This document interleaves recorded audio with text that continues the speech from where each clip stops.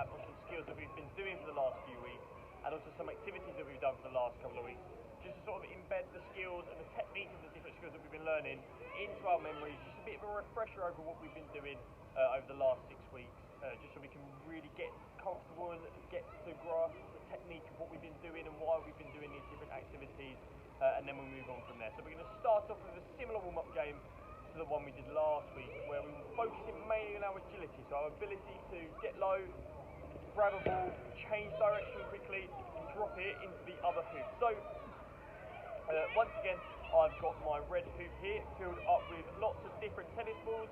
Again, at home you can use anything that you do have that your parents are okay with you using. So again, I've got tennis balls at school, but you might not have them at home. You can use different size balls, small balls, large balls, dog toys, socks, anything that you can have to use at home, and then you just need 2 areas marked out. So I've got my red hoop and my blue hoop.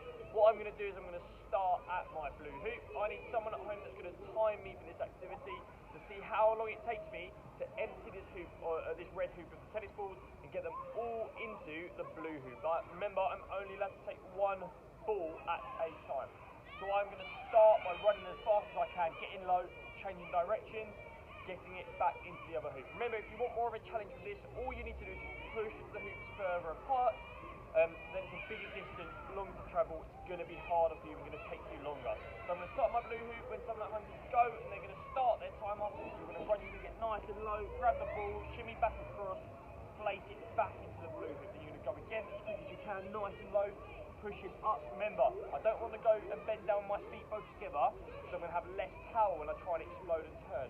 So I'm going to run in, feet maybe shoulder width apart. I'm going to get nice and low, bending my knees, and I'm going to push off of my front leg, turn so I get power, drive back across this way, and do the same thing. Get nice and low, push off my back leg, back this side, back this side, back this side, pushing off of my leg the whole time, so I can really drive myself forward so I can go as quick as I can.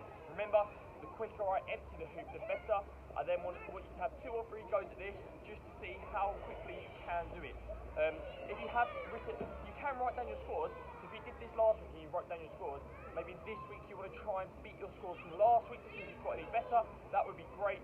Again, have 2 or 3 goes at this and see how quickly you can empty the hoop. And then all you need to do is go back the other way and try it again. Keep going until you manage to beat your score and see how well you get on with this. Okay, we're now going to carry on with another activity that we did last week. So, last week we were focusing on our throwing, and we're going to carry on and look at our underarm throwing technique from last week, and we're going to recap on this activity that we did.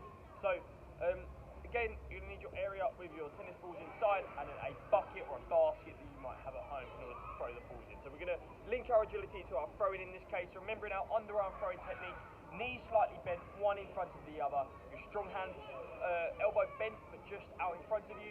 You're going to use your second arm to aim, just gently lifting the ball up into the area that you want it to go. Getting the right amount of power, the ball goes where you want it to go. So, for this, all you're going to do is, remember, you're going to start, get nice and low, pick up the tennis ball, turn accurately, try and get the ball into the bucket in this case, and that will give you 1 point. So I've got 10 tennis balls here, and I need to see how many I can get into my bucket. So if I get 8 out of 10, again, that's a brilliant score. So last week I think I got 4 or 5 out of 10.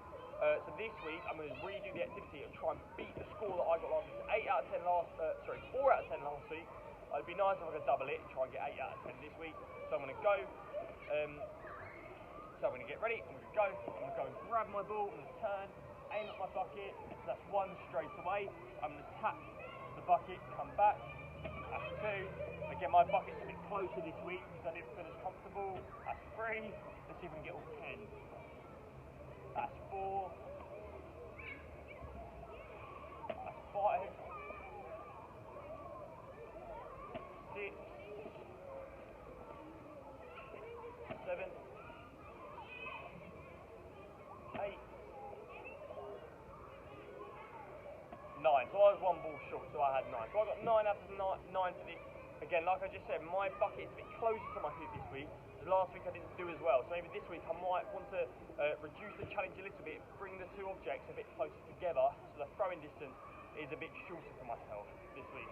But again, if you've got more space and feeling more comfortable, again, push them further apart, make the area a lot bigger, so it's a lot more challenging for you at home, okay? But again, it all depends on how much space you have. But remembering our correct under our throwing technique, of knees bent, back straight, right, your weaker arm, sorry, so in this case my weaker arm is my right arm, so I'm going to aim with that arm, left arm, elbow bent, just out in front of me, I'm going to release at the right point so the ball sits and goes exactly where I want it to go. Okay, the next activity that we're going to recap on is our speed bounce. We did this as a warm-up 2 weeks ago, I believe. All you need for this is a cushion between you if you're doing this at home, or something that you might have that's not too high that you can jump over. So this, for me, is just going to be the middle of the speed bounce, about just level with my shin, okay? So you don't want it much higher than that for you, because otherwise it's going to be really hard for you to jump over. All you're going to do is you're going to time yourself for 30 seconds or 1 minute, it's up to you, you choose. If you want more of a challenge again, you can go for longer. If you don't feel as good with this, you're going to start maybe 20, 30 seconds and try and work your way up, okay? Every time you go over the object in the middle, that gives you 1 point. And you go back over it, try and see how many you can get within the time that you're going to do it for, okay? So, remembering our technique for this is feet together, knees bent. We're not allowed to step over, because that doesn't count as one. That's too easy. We can't just step over the middle.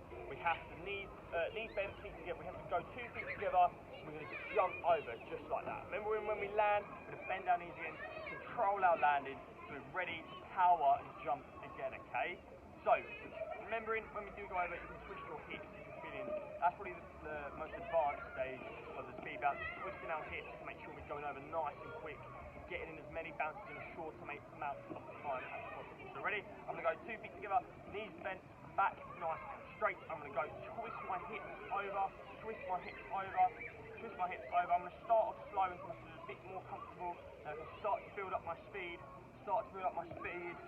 then I'm going to go as quick as I can, 30 seconds. Remember, every time I go over, I get 1 point. I'm going to keep going, try and get the best score as possible. Remember, if you did write down your scores from 2 weeks ago, trying to beat that score, you can have 2 or 3 goes at this and try and get the best score that you possibly can. Okay, what we're going to do now is we're going to look at a new skill that we've not worked on before. So this is our javelin. We're going to work with our javelin. At home, I really don't expect you to have one of these, okay?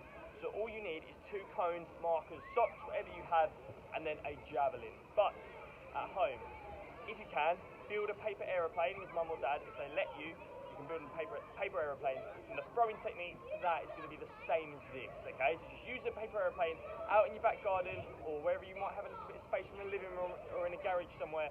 You're going to see how far you can get that, okay? All you're going to do is you're going to need, you're going to need 3 markers for this. I've only got 2, but start with 2, but then you might need an extra one in a moment, okay? So I'm going to start with one that I'm going to throw from. This is going to be my marker, my throwing line, where I cannot throw from in front of, okay? And then I'm going to have my other one, where I'm going to mark my score. So all you're going to do is you're going to have a few practices to begin with before we go through the actual technique, okay? So you're going to stand at your cone, your foot cannot be in front of it, you're going to try and throw it as far as you can, go and get it. Sorry, before you go and get it, place your cone down where it lands, where it first bounces, I put my cone down there, and then I'm going to go, pick it back up, bring it back, go again. I'm going to have 5 attempts to see where I can get it, how far I can get it. If I throw it, then I should beat my score. I'm going to move my marker forward to where it lands. And if I don't beat my score, if it lands just before the marker, don't move the cone because there's no point in moving it because that's your best score you've got so far, okay? Ready? So I'm going to just have 1 attempt. You're going to have 5, so I'm going to stand in line with my cone. I'm going to throw. That's how far I've got mine. I will then go and put my cone down next to it, and then I'll go get it, have another go. If I beat it, move my cone forward. If I don't, just leave it where it is. Okay, now what we'll do is we'll go through the actual technique of throwing the javelin or the paper aeroplane if you've got one at home. So you're going to need your throwing marker, the line where you're starting from, and your new marker. I didn't lay down my other marker because I've only got 2 with me, but keep that one where it is. We're going to see if we can beat our scores using the correct technique that we want to use in javelin, okay? So all you're going to do is you're going to start by your marker for this. So I'm going to stand just here, right next to my marker, my throwing line. I'm not going to stand in front of it because I'm not allowed to, okay? So I'm going to stand just to the side of it. I'm going to stand side on, so I'm not looking the way I'm going. So I want to throw that way, if you can kind of see on the camera, but I'm going to face my body in this direction, okay, rather than facing myself that way. So I'm going to stand to the side, I'm going to put my front foot, the one that is facing the direction I want to go in, I'm going to face that one forwards, and my back foot, I'm going to face it to the side, okay. I'm going to put my my weaker arm, the arm I'm not throwing with, I'm going to have that straight out in front of me. This, for the same reason as our throwing, is there for our aiming, okay? So this is where I want to get it. This is our aiming arm. This is where I'm trying to get the javelin to go towards. I'm going to aim it up in the sky. Remember, if I just go high, just up in the air, it's not going to go anywhere. It's just going to go high and drop back down. If I go really low and powerful, again, you're not going to get it that far. It's going to drop off quicker. So I want to get a mixture of both height and power in my throw, so the javelin carries a long distance, okay? So I'm going to stand. Back foot facing sideways, front foot facing forward, feet about shoulder width apart. I'm going to bend my back arm, my strong arm, pull it back behind me, just like this. You can't really see it from there. I'm sorry about that. I'm going to put my weaker arm aiming out in front of me, so it's where I want it to go. My back arm, my bent arm, giving me my strong arm to throw. Then I'm going to release in front of me, and I'm going to step through with my back foot to try and generate some power. So I'm going to go as far as I can now. So I'm going to back foot facing sideways, front foot forward, weaker arm, facing out in front of me, straight, back arm bent.